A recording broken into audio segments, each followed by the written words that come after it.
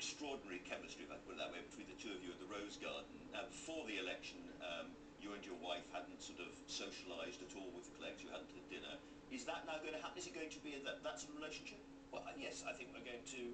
I think it's very important that we, all the members of the Cabinet, not just the Prime Minister and Deputy Prime Minister, but recognise we're going to have to work together. That means, as I say, not just work through policies in Cabinet committees, but actually genuinely work together and think about how to build confidence between the two parties. I mean, one of the things I said to every Liberal Democrat minister that I was appointing, or every Conservative minister I was appointing, is one of the first things they should do is seek out the expertise on the backbenches of the other party, because there are many people in the Conservative Party with a great interest in the environment, and I want Chris Hume to talk to them. There are many people on the backbenches of the Liberal Democrat Party who have an interest in the economy, and I want George Osborne to listen to them. So I mean, all these things can help, make sure that we have a successful arrangement. And when Parliament reassembles, do you want those two parties to kind of, as it were, mingle on the benches, or will they sit in two different blocks? They'll still sit in two different blocks, because it's not a merger of parties, it's a coalition agreement. The two parties will still fight elections against each other, they will still have competition in that way, but we're part of a coalition. We need to make that work together, and I think people... And you fight each other hard at by-elections? Of course. I mean, I'm... Hard to see how that's going to happen, though, isn't it, if you've agreed everything in advance in government? Well, it may be by-elections can become slightly more civilised affairs, where people think, who's the right member of Parliament for this area, or who's the right councillor for this area? And what about political cabinets? Because traditionally, governments have had cabinets, and then political cabinets, where sort of the more party-based decisions, presumably, those carry on, but without the Liberal Democrats inside them. No, that's not the way I see it. I think that, look, Cabinet is about settling the government strategy on the most important issues we have, like how we succeed in Afghanistan, how we cut the deficit, how we build a stronger society.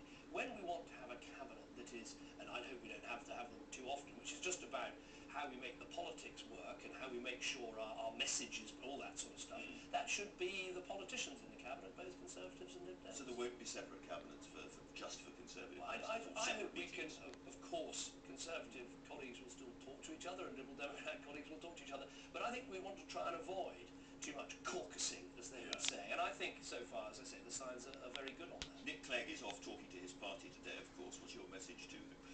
Well, I think he's been brave and courageous in what he's done for the good of the national interest. It's meant him taking risks, just as it's meant me taking risks. But if politics is about public service in the national interest, that's what we're doing. You're going to lose some people. Of course, but I think that's why, I know people think it was a rather strange sentence when I said this coalition will succeed through its success. What I meant was, if we can demonstrate that we are gripping the deficit, that we're succeeding in Afghanistan, that we're solving the country's social problems, we're building stronger public services, we're getting these things through Parliament, if we can prove that, then that is the best way of proving either to a disillusioned Conservative or a worried Liberal Democrat that this is a good thing. Nick Clegg said in a newspaper article the other day that actually there were sort of philosophical areas of connection between the party. When it came to the centre devolving power down to communities and families, actually there was something deeper than simply a mere forced marriage of convenience. Do you agree with that? Absolutely. This is not just about a group of people who've got together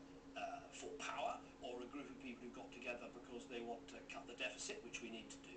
It's also based on some values. We do believe between us that there needs to be more freedom in our society and the state has got too big and too bossy. We do believe in... Liberal Conservative? Well, yeah, I've always described... There is something called Liberal Conservative. Well, I believe there. I've always described myself as a Liberal Conservative.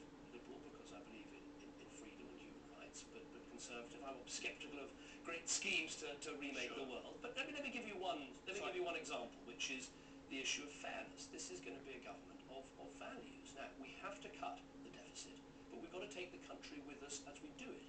We don't want to do it just as a bunch of accountants. We want to try and make the country stronger and fairer at the same time. So, for example, we're going to be establishing a fair pay review in the public sector. Will Hutton is going to lead. Will Hutton, a man of the left, for those who don't know who Will Hutton is, and you've also got Frank Field, Labour MP, coming on to talk about politics. Let me deal with the pay issue first. I mean, Will Hutton's the right person to do it. He runs the Work Foundation, the right organisation to be involved in this. The idea is to improve fairness in the public sector and say that there should be the lowest paid to the highest paid in the public sector. There shouldn't be a difference of more than 20 times. If you take some of the current organisations, the differences between the top pay to say in the BBC it's more like 50.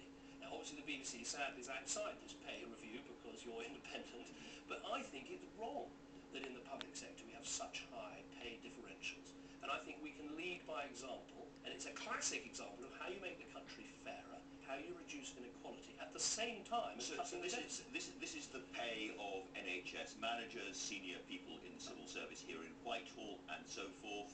And you're looking at pay, are you looking at bonuses too? Absolutely. But just on the pay thing, just to be clear, it's to make sure that in any organisation in the public sector, the highest paid should not be paid more than 20 times the lowest paid. So it may mean lifting the lowest paid, it may mean reducing the pay of the highest paid, but it'll make our country and our public services fairer.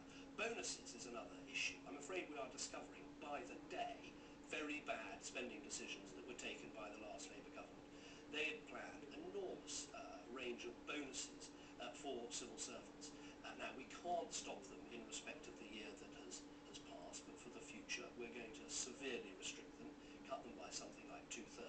Now that in itself doesn't save a huge amount of money, that saves something like 15 million, but we're also discovering this government, sorry, the last government, was spending £1.5 billion on consultancy. So from the large to the small, we're going to take action to stop the very bad decisions that were taken in the dying days of the last Labour government. The last time we spoke, you said you hadn't seen the books, you know, it was too early to talk about some of the bigger cuts and so forth that were going to happen. Now you have started to see the books, you've had reports from the civil service, George Osborne has talked about sort of slash and burn Labour policies in the last days and huge black holes.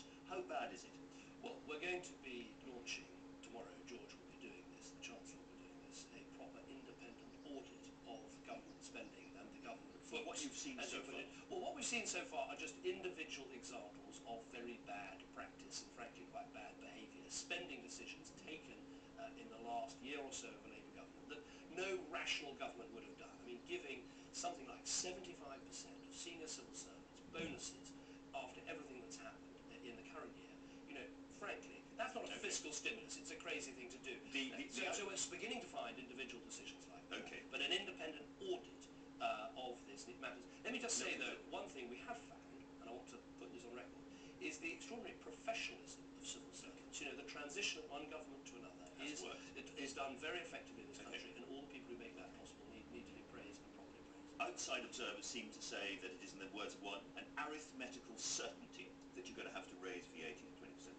Well, we've said before the election, during the election, and I'm happy to say now, you know, we believe that spending should bear the brunt of the burden in terms of dealing with the deficit.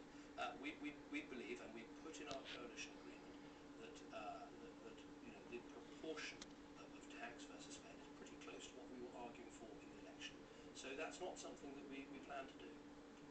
Despite, as I say, almost every single outside observer thinks it's going to happen. If not this year, then next. The whole point of shops are already changing their prices. Actually, before the election, what both the Liberal Democrats and the Conservatives were saying is that, you know, there's already a lot of tax increases coming down the line.